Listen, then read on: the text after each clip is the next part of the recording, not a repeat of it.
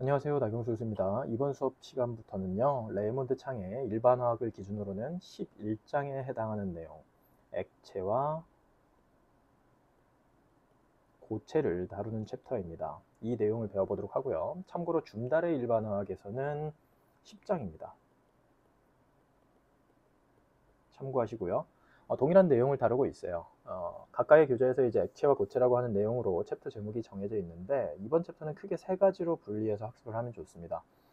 일단 오늘 영상에서 배울 분자 간 힘에 대해서 여러분들이 이해를 하고요.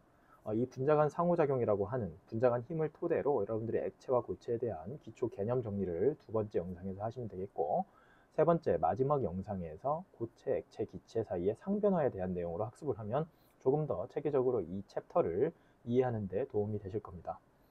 자, 오늘 영상에서는요, 우선 분자 간 상호작용에 대해서 배워보도록 하겠습니다. 분자 간 상호작용 또는 분자 간 힘이라고도 하는데요. 기본적으로는 분자 사이에 작용하는 인력을 말합니다. 다양한 분자 간 상호작용이 존재하는데요. 무엇이 있는지 개념을 정리하도록 하겠습니다. 자, 분자 간 힘, 영어로는 intermolecular force라고 합니다. 여기서 inter라고 하는 접두사는 상호적인이란 뜻이고요. 분자 간 힘과 비교되는 다른 개념으로 분자 내 힘이 있는데, 이 inter에 이제 반대가 되는 intra라는 접두사를 써서 정의를 합니다. 자, 우선 분자 내 힘부터 간단하게 설명을 하고 넘어갈게요. 자, 인트라몰리큘러 포스는요, 분자 내부에 존재하는 힘을 이야기하는데 결국에는 결합을 의미합니다. 분자를 구성하는 원자들 사이의 상호작용, 다시 말하면 원자들 사이의 결합을 의미하는데요. 이 결합과는 달리 분자 간 힘, 우리가 오늘 배워야 될 주요 내용 중에 하나인 분자 간 힘은 분자들 사이에 서로 상호작용하는 인력을 의미하고요. 크게 네 가지가 있습니다. 기본적으로 분자 내 힘과는 달라요. 분자들 사이의 힘을 의미하는데 이제 대개는 응축상이라고 하는 이 응축상이라고 하는 거는요. 여러분들이 알고 있는 세 가지 물질의 상이 있는데 액체와 고체상이 바로 응축상입니다. 이 액체와 고체의 경우에는 기체에 비해서 기체 상태의 분자들에 비해서 분자들 사이의 거리가 굉장히 가까워져 있는 상태이죠. 이 분자들 사이의 거리가 가까워지기 때문에 서로 어떠한 힘을 작용할 수가 있는데 이 액체와 고체 상태에서 주로 작동하는 힘이 바로 분자 간 힘이라고 생각을 하시면 되겠고요. 따라서 이 챕터에서 액체와 고체를 다루면서 이에 앞서서 분자 간 힘을 다루고 있다고 보시면 좋겠습니다. 이에 비해서 기체 상태에서는요, 왜 분자 간 상호작용을 크게 중요하게 생각하지 않을까요? 자, 이유는 단순합니다. 기체 상태에서는요, 분자들이 멀리 떨어져 있기 때문에 서로 상호작용을 할 확률이 매우 낮은 상태가 되는 거예요. 기억나시나요, 여러분들? 자, 기체에서는 여러분들 이상기체 기억나시죠? 기억이 안 나시면 5장에서 배웁니다. 챕터 5장에서 이상기체에 대해서 배우는데 이 이상기체의 여러 가지 법칙들을 다루면서 특히 이상기체 법칙을 다룰 때 이상기체는 기체 분자들 사이에 상호작용이 거의 없다. 그러니까 충돌이 거의 일어나지 않고 서로 상호작용하지 않는다라고 가정을 하고 만든 기체가 이상기체입니다. 자, 기억이 안 나시면 챕터 5장의 영상들을 천천히 복습하시기 바라고요. 이제 오늘 배워야 될 분자 간 힘에 대해서 몇 가지 예를 들어서 정리해 보겠습니다. 우선 이온 폴스가 있어요. 그리고 이온 쌍극자 폴스, 아이온 다이폴 폴스라고 하고요. 그 다음에 하이드로젠 본딩이 있고, 마지막으로 다이폴 폴스, 그 다음에 마지막으로 런던 디스퍼전 폴스라는 것들이 있습니다. 자, 위에서 아래로 내려올수록 분자 간 힘의 크기가 약해집니다. 반대로 이온과 이온 사이의 힘은 강합니다. 따라서 우리가 그 분자 간 힘을 다룰 때요, 엄밀한 의미에서는 이온과 이온 사이의 힘에 해당하는 이 힘은 분자 간 힘으로 분리를 안 합니다. 분류를 안 해요. 왜냐하면 예를 들어서 양이온과 음이온이 존재한다고 했을 때 이 둘 사이에 끌어당기는 힘은요, 사실 거의 결합에 가까울 정도로 매우 강한 힘입니다. 그래서 단순한 분자 간 힘으로 이야기하기에는 너무나도 센 힘이기 때문에 엄밀한 의미에서 분자 간 힘은 밑에 있는 두 번째부터 존재하는 이온 다이폴 폴스부터 런던 디스퍼전 폴스까지를 분자 간 힘이라고 생각을 하시면 되겠습니다. 자, 이 네 가지에 대해서 조금 더 구체적으로 배워볼게요. 자, 첫 번째, 이온 쌍극자 힘에 대해서 배워볼게요. 말 그대로 이온과 쌍극자 사이에 서로 끌어당기는 힘인데, 이온과 이때 쌍극자는요, 극성 분자를 의미합니다. 그래서 이 극성 분자와 이온 사이에 정전기적 상호작용, 다시 말하면 양극과 음극이 서로 다른 극의 그 이온과 극성 분자들이 서로 끌어당기는 힘을 우리가 이온 다이폴 포스라고 합니다. 자, 여기서 다이폴이라고 하는 쌍극자라고 하는 건 무엇인가요? 분자 안에 극이 존재하는 분자라고 생각하면 되는데, 양전하를 띠는 양극과 음전하를 띠는 음극이 분자 내에 공존하는 상태인 거예요. 그래서 그 분자 안에 이런 식으로 델타 플러스, 델타 마이너스로 전하가 분리되어 있는 것을 의미하고, 이러한 분자를 우리는 극성 분자라고 하죠. 기억나시죠? 기억이 안 나면 챕터 9장의 1번 영상을 보시면 됩니다. 자, 공유결합에 대해서 이 영상에서 여러분들 기억나실 거예요. 공유결합을 다루면서 이 공유결합 안에 비극성 공유결합, 그 다음에 극성 공유결합 배웠었죠? 그리고 이 극성 공유결합 안에서도 전기음성도 차이가 엄청나게 커지면 이온 결합으로 분리가 된다라고 했죠. 물론 이제 공유결합의 범주에 들어가는 건 여기까지입니다. 자, 여러분들 기억하시리라 보고요.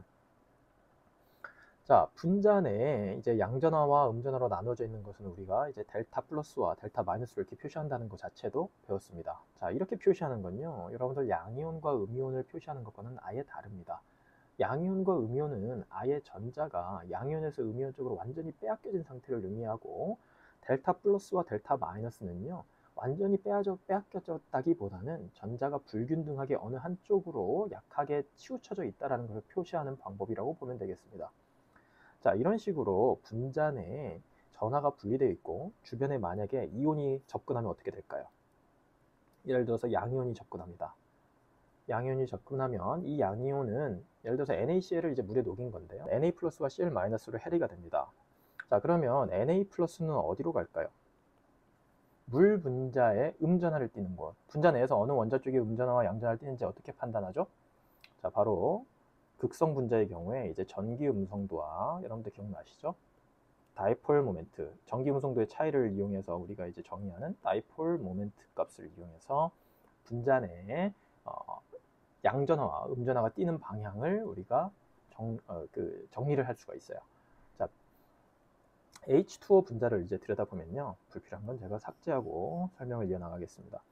자, H2O 분자는 여러분들 이제 H2O 분자의 루이스 구조도 다 그릴 수가 있어요. 그리고 비공유 전자성이 이렇게 존재하는데, 자, 산소가 상대적으로 전기음성도가 큽니다.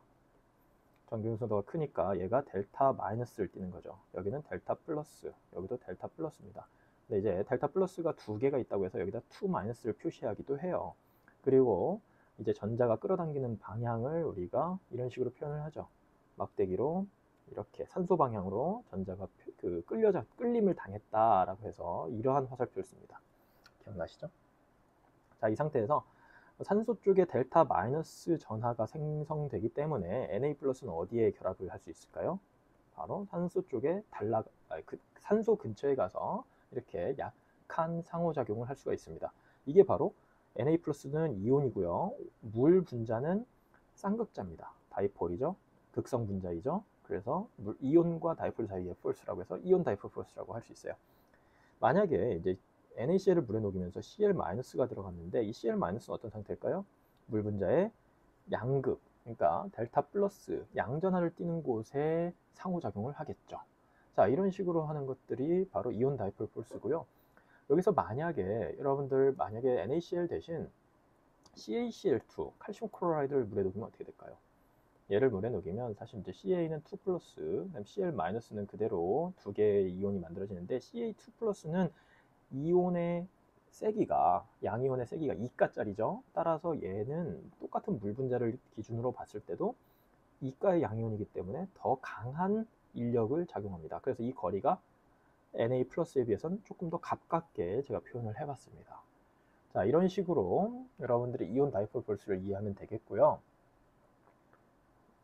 자, 이어서 두 번째 힘을 배워보도록 하겠습니다. 두 번째 힘은요, 쌍극자 힘이에요.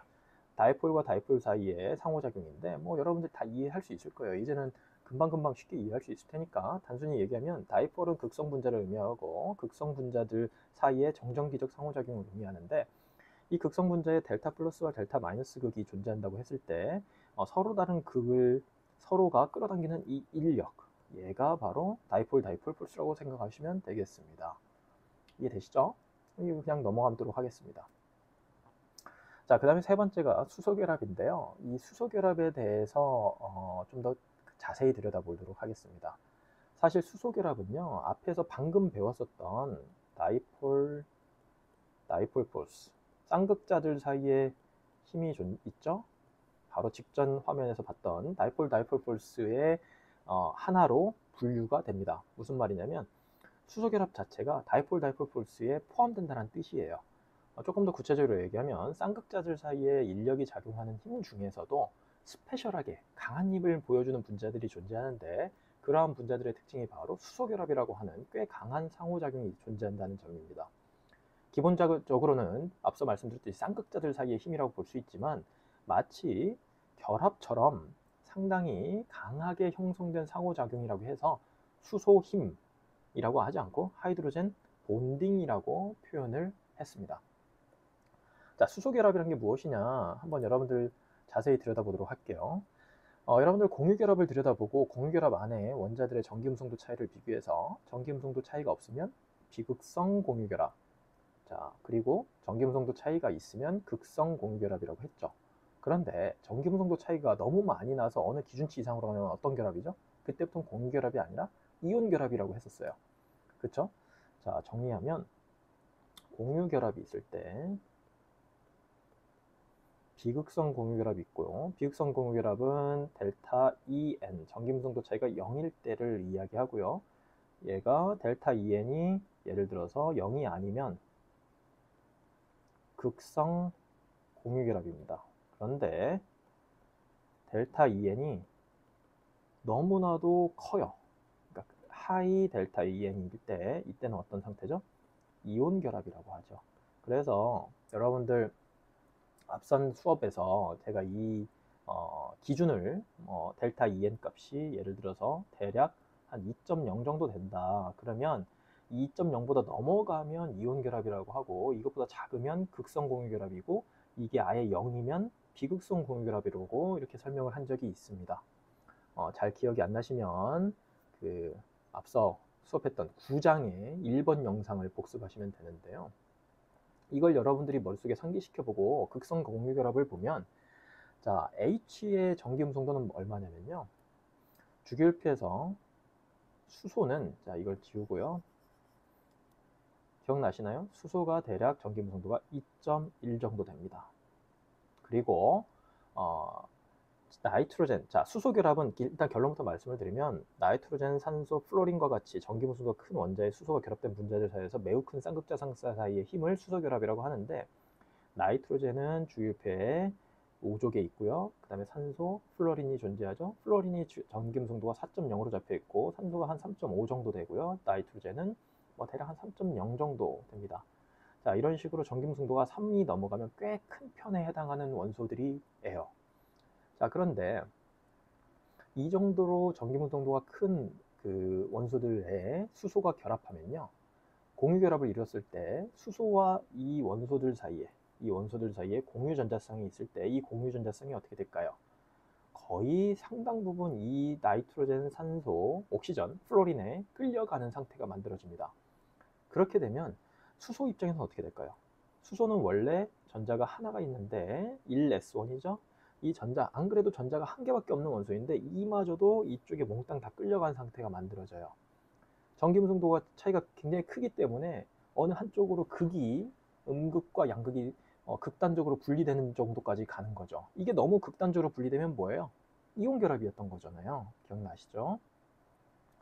자, 그렇게 해서 이게 바로 이제 이러한 현상이 극성 분자의 기본적인 행동인데, 기본적으로 수소가 하필 나이트로젠, 옥시전, 플로린과 결합하면 이 분자 내의 전하 불균형이 더욱더 강해지고, 다른 극성 분자에 비해서 이때 수소 원자는 주변의 다른 쌍극자의 음전하를 가진 부분과 더욱더 강한 결합을 할 수 있게 되는 겁니다.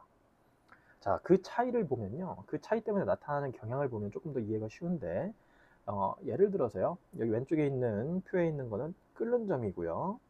주기, 2주기, 3주기, 4주기, 5주기에 해당하는 분자들의 끓는 점의 경향을 정리된 표라고 할 수가 있습니다. 그래프인데요. 일단은 6A족을 한번 보시죠. 6A족을 보면 탄소가 있고 6A족에 탄소, 그 다음에 밑에 실리콘, 저마늄, 틴이 있습니다. 얘네들은요 전기음성도가 나이트로젠, 옥시전, 플로린에 비해서는 작아요. 따라서 수소와의 전기음성도 차이가 그리 크지 않아요. 따라서 분자량이 탄소에 이제 수소가 결합하면 CH4, SiH4, 저마늄 H4가 있고 틴 H4가 있을 때 이렇게 갈수록 분자량이 증가합니다. 그리고 분자량이 증가하면요 기본적으로는 분자들이 서로 끌어당기는 힘이 강해지고 이로 인해서 끓는 점도 보일링 포인트도 증가하는 경향을 보여줍니다. 그런데 이 보세요. 메테인부터 실리콘, 저마늄, 틴으로 갈수록 끓는 점이 증가하는 현상을 굉장히 경향성 있게 보여주고 있는데 여기 보면 NH3, HF, H2O. 자, 이 분홍색 그래프만 먼저 보시죠. H2O부터 설퍼, 틴이 아니라 셀레늄, 그 다음에 텔레륨 이렇게 갈 때 저기 보일링 포인트가 경향성에서 깨집니다. 이 경향대로라면 사실은 물은 이 점선에 위치하는 이 지점에 보일링 포인트가 위치해야 되는데 물이 엄청나게 높은 100도씨에 해당하는 보일링 포인트를 보여줘요. 그 이유가 무엇이냐? 우리가 예상했던 분자간 힘 외에 예상치 못한 스페셜한 강한 분자간 힘이 존재하기 때문인데 이게 바로 수소결합입니다. 그러니까 결국엔 수소결합을 통해서 분자간 인력이 매우 강해져서 이러한 수소결합이 존재하는 H2O, HF, NH3 같은 거 결국에는 전기음성도가 큰 나이트로젠, 옥시전, 플로린과 같은 이러한 원소들의 결합된 수소로 인해서 이렇게 만들어진 화합물들의 끓는 점이 다른 화합물들의 경향성과는 다르게 유별나게 높은 끓는 점을 보여주는 겁니다. 결국엔 분자간 힘이 엄청나게 커졌기 때문이죠. 자, 그렇게 해서 수소결합에 대해서 이야기를 정리하고요. 네 번째, 마지막 힘으로서 런던 분산력을 배워보도록 하겠습니다. 자, 런던 디스펄션 포스라고도 하는데요. 자, 이 네 번째 힘, 분산력이라고도 하는 이 힘은요, 전자가 분산되는 힘에 의해서 결정되는 분자 간 상호작용입니다. 자, 무슨 말이냐? 분산력은 기본적으로 비활성 기체 원자들이나 또는 비극성 분자들 사이에 존재하는 비교적 약한 힘입니다. 여기서 비교적 약한 힘이라는 건 다른 분자 간 힘에 비해서는 상대적으로 약한 힘이에요. 그리고 앞에서 언급했던 여러 가지 분자 간 힘 중에서 가장 약한 힘이라고도 봐도 상관없습니다. 자, 중성 원자나 비극성 분자들끼리의 상호작용은 어떨지 한번 여러분들이 상상해 보시죠. 중성 원자나 비극성 분자들 안에는요, 극이 분리되어 있지 않아요. 전자가 고르게 분포되어 있을 겁니다. 그런데 이 고르게 분포되어 있는 전자들도 옆에 다른 중성 원자나 비극성 분자가 충돌을 일으키면 어떻게 될까요? 무슨 말이냐면 헬륨이 있어요. 그리고 옆에 헬륨이 또 있습니다.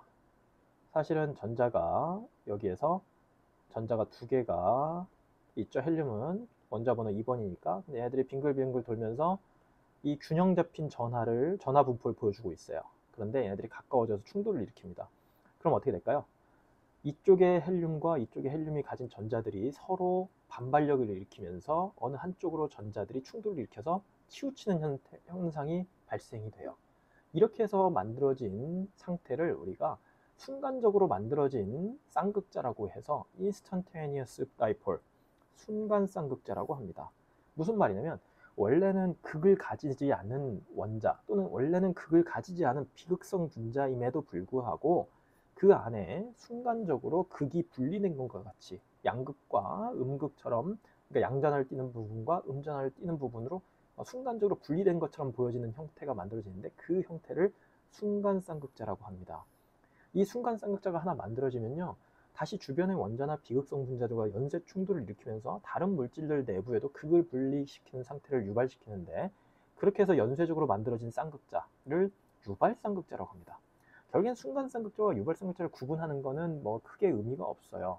기본적으로는 얘네들이나 원래는 쌍극자가 아니지만 우연히 만들어져 있는 유도된 쌍극자라고 해서 유발 쌍극자라고 이야기해도 크게 문제가 없습니다. 다만 앞서 배웠었던 그 쌍극자 있죠. 극성 분자에서 존재하는 그 쌍극자하고는 전하 밀도의 찌그러짐 현상이 상대적으로 약합니다. 그러나 그럼에도 불구하고 쌍극자처럼 작동하기 때문에 이것들끼리 인력이 가능하게 되는 건데요. 이처럼 유발 쌍극자가 포함되어 만들어진 분자 간 상호작용을 우리는 분산력이라고 합니다.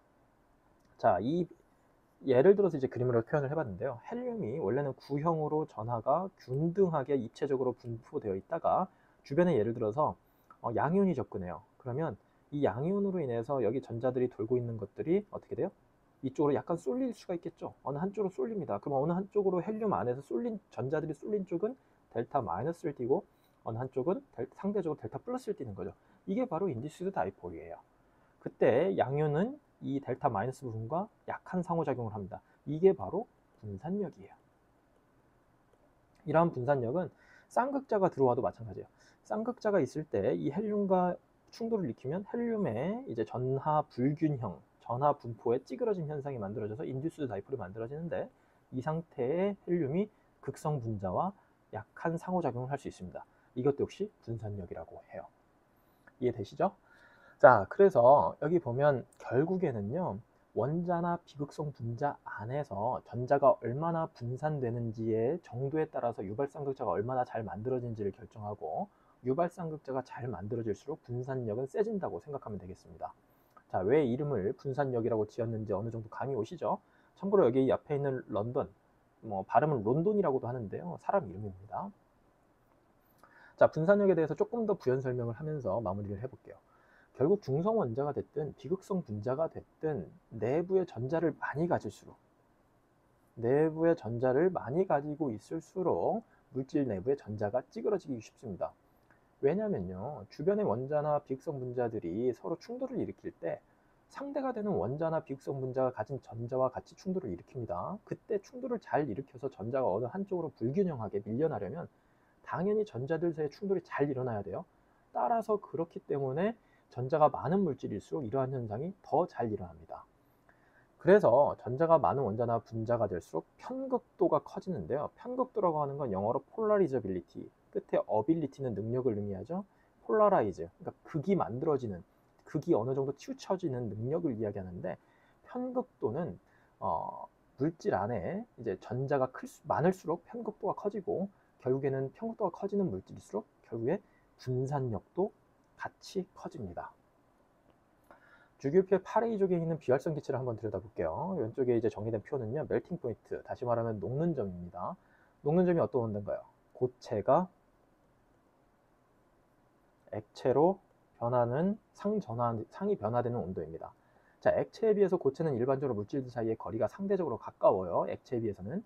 즉 분자 간 상호작용이 고체 상태에서 분자 간 상호작용이 존재하고 이 분자 간 상호작용을 통해서 고체를 유지하고 있는데 이 고체를 구성하고 있는 성분들을 서로 어느 정도 거리를 더 떨어뜨리면 액체가 되는 거예요. 여기서 거리를 더 많이 떨어뜨리면 기체가 되는 거예요. 결국에는 분자가 상호작용, 분자 간 인력을 극복해야만 고체를 액체로 만들 수가 있는데 여기 보시죠.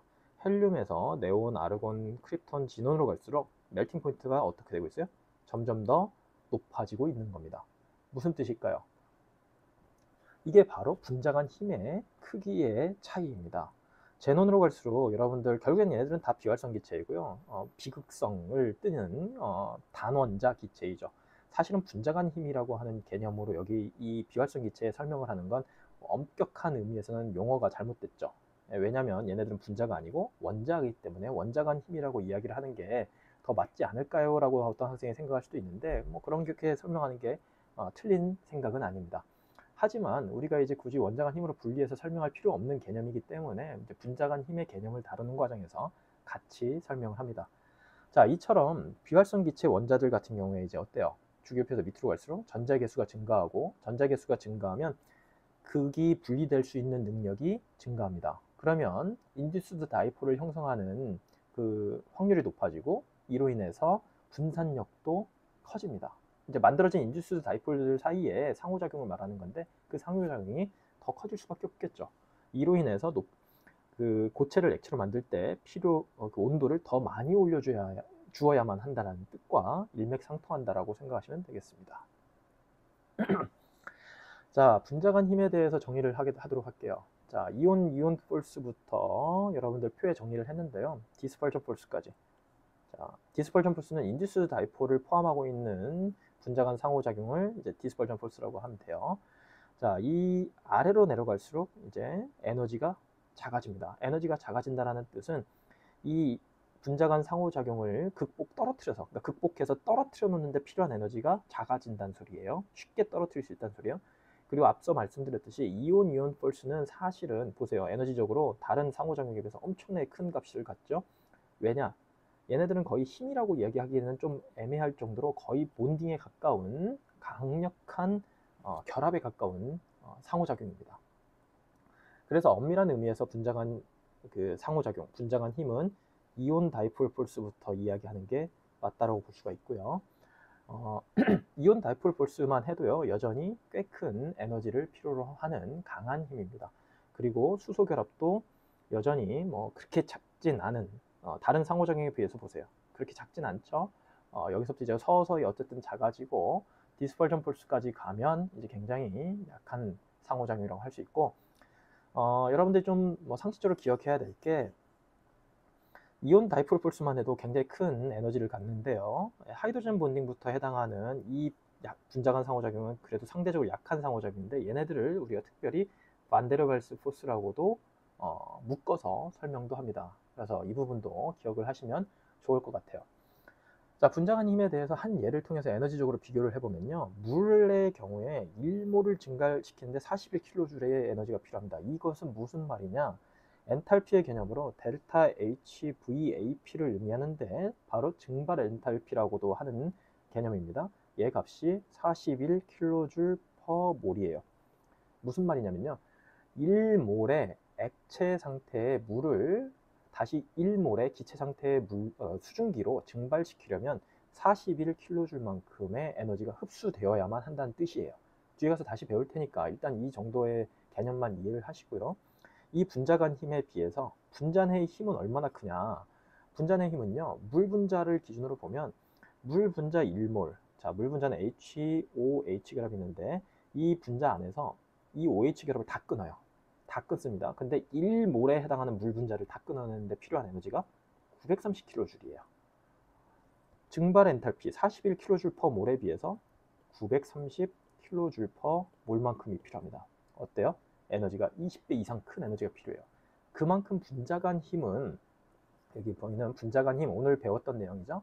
분자 내 화학 결합을 끊는 힘에 비하면 매우 작습니다. 그럼에도 불구하고 분자간 힘은 화학에서 굉장히 중요하기 때문에 이번 시간에 깊게 배워봤고, 여러분들 이 정도로 정리를 하면 좋을 것 같습니다.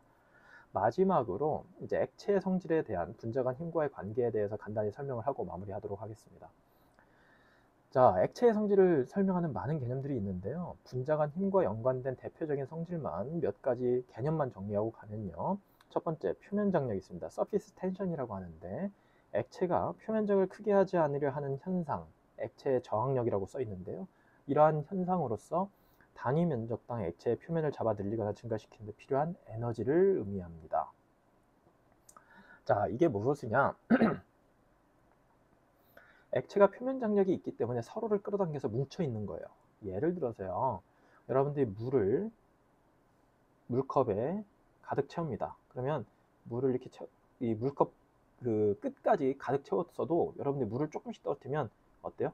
이렇게 볼록하게 어느 정도까지는 흘러넘치지 않으면서 물이 채워집니다. 이 이유가 무엇일까요? 물이 컵 밖으로 흘러내려야 하는데 왜 그렇지 않을까요?